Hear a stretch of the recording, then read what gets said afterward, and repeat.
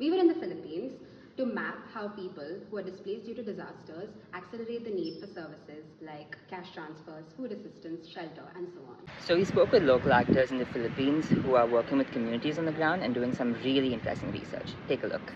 Hello.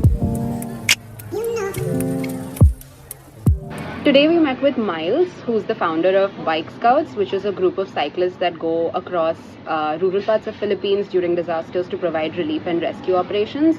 What we thought was really interesting about them is how they combine the digital with the offline and how they really believe in the role of community in building data and promoting digital tools during times of disaster. And they call this Bayanihan, which is the Filipino word for community building and solidarity building, which really influences a lot of their work. They're a very good example of community resilience during disaster. No, I think one of the most interesting ones that we came across was a researcher called Anna, who's a PhD student in Belgium.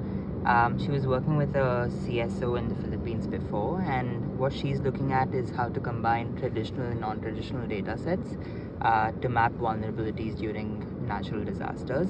So for example, she's looking at the national census and comparing that with Facebook data from Meta's Data for Good initiative.